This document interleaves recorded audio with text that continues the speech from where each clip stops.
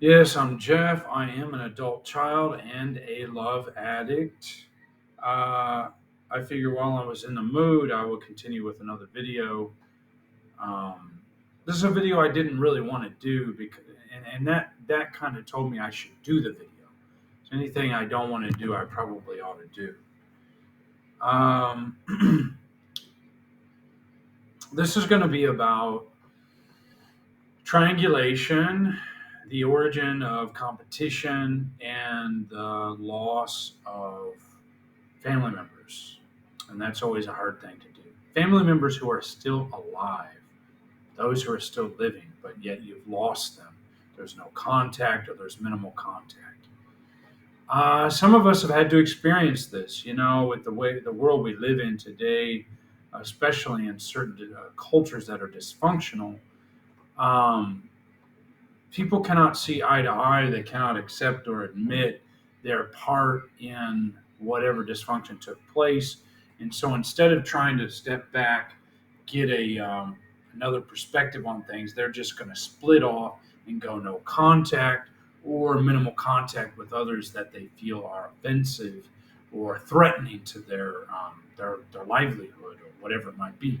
Maybe it's threatening to their peace of mind, or maybe it's just they don't care. But for whatever reason, those things happen. So I'm just going to backtrack some and talk about my family of origin. Um, and I've described this in some other videos of mine. One that I talked about not having an identity, building self from scratch, where you had family roles projected onto you like black sheep, or even at times oscillating between hero child, golden child, black sheep, the sick one, the addict, whatever, and then the roles get all reversed and shifted around. And if a family, if a biological instrument like a mother or father has multiple children, this game can be played very, very strategically, and what winds up happening is different family roles get assigned to the offspring so that they stay in a state of confusion, anger, fear, and then competition. So basically, what happened in my family is somewhere along the way, uh, I was always in the shadows of my older brother. He was the one who did everything first. I've talked about all of this before. See some of my other videos if you're interested. But basically, what I'm trying to get at here is, he was doing marching band and other things of that nature. Then he went into the Air Force, and everything was about his achievements. Uh, there was really no regard for me or my younger brother because all the focus was on him. Well, he's in the Air Force. He's doing this. He's doing that, and just we were overlooked. I mean, there's no other way of putting it. We were overlooked. So the only way that I myself, now my younger brother, dealt with it in his own way. I think he started working. Maybe he started working because he wanted money or a way to escape. He's never talked to me about that, and he may never. I can only guess. Um, but I didn't. I didn't work early on.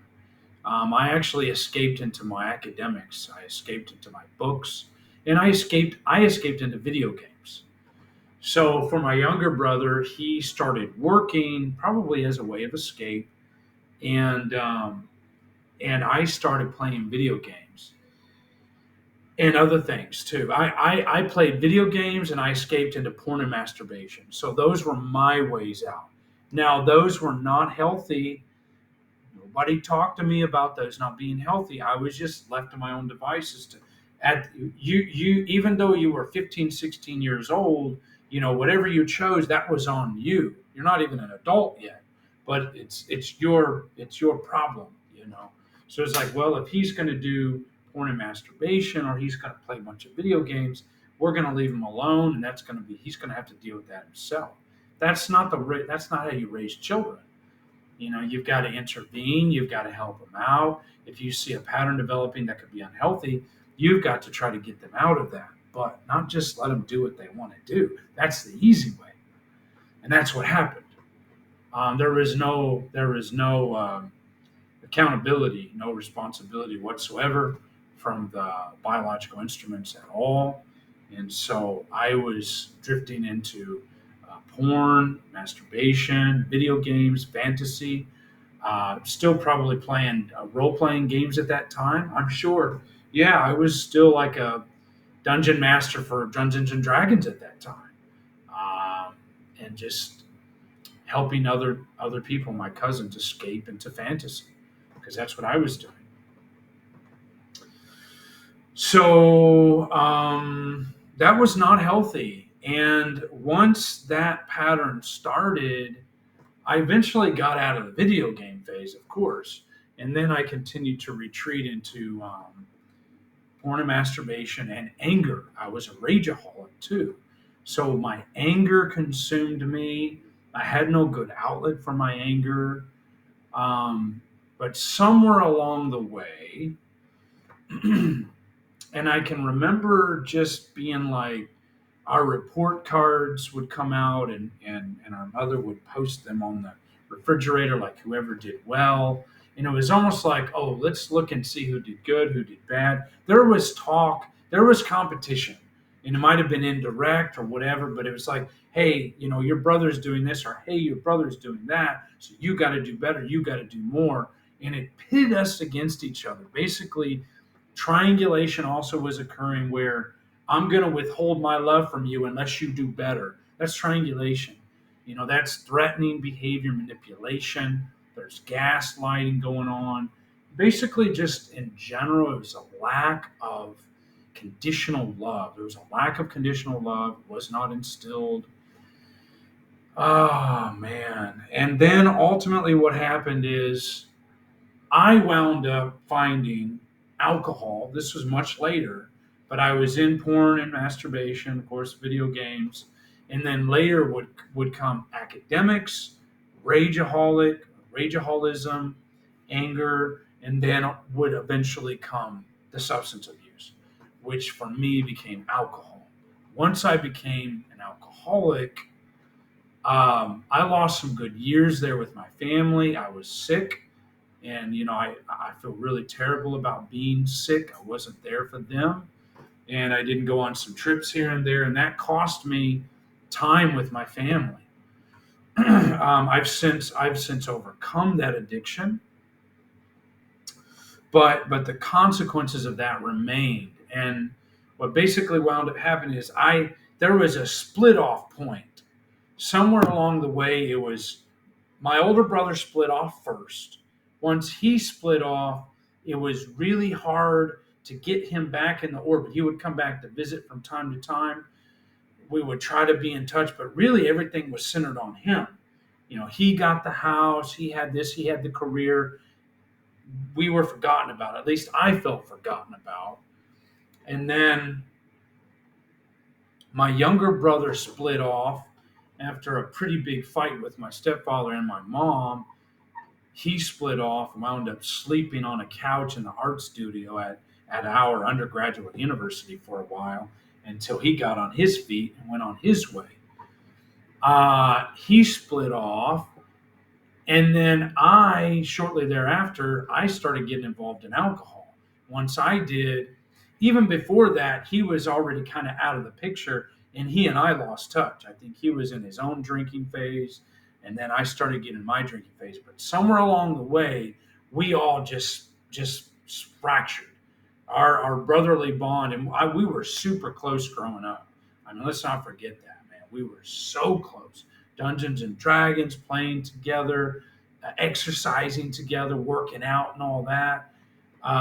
Playing games, and yeah, we had our fights and stuff like brothers do, but we were pretty close. But then once he went off to the Air Force, my older brother, then my younger brother went off and started doing his art and living over there at the art studio and getting away from the family. That I was on my own. So I stayed too long around that environment. I was alone. We were just all split up at that point. Once that began, the real competition kicked in. My older brother's doing this, my younger brother's doing that, I'm doing my thing, and it was all about just who's going to do better, who can be the best, and there was no ability to come back together, and that's still going on to this day. So that's kind of the origin. Now, today, I don't have much contact with either of them. My older brother's gone no contact. It's almost been 5 years, and that's a real pain. Really, really hurts me greatly because his communication style is non-existent, and he's the type of person that doesn't tell you what happened. He just shuts down and gives you the cold shoulder and just goes no contact. There is no explanation. And I've also made amends several times, but that hasn't been reciprocated. That hasn't been accepted, I guess. And there's been no forgiveness, at least no outward forgiveness that I can see. My younger brother's pretty minimal. He always claims to be busy. He's a busy holic, maybe a workaholic, possibly. I mean, people choose their own paths, But I love them both dearly. But I'm just aware of behaviors and patterns. I'm also busy with my life. I've got things I do, but I would never tell my family that I'm too busy to see you. Never. So that's a problem. That's a pretty big problem, and I'm just calling it out today. I'd like to try to find a solution to that problem and see what kind of middle ground can be, what kind of compromise can be reached.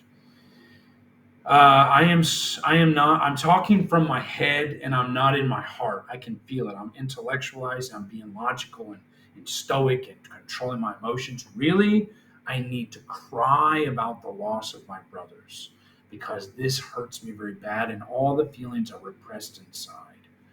So instead of crying about it, I'll act out in other ways to externalize that stress instead of dealing with it inside, processing, grieving over it. It gets stuck, and then I act out in other ways. So I just wanted to get this out there because there is a lot of loss, a lot of grief, stuck grief that needs to be processed. And I'm trying to figure out if I even need to go back to the United States to grieve this loss or not. That's all I've got. You guys take care.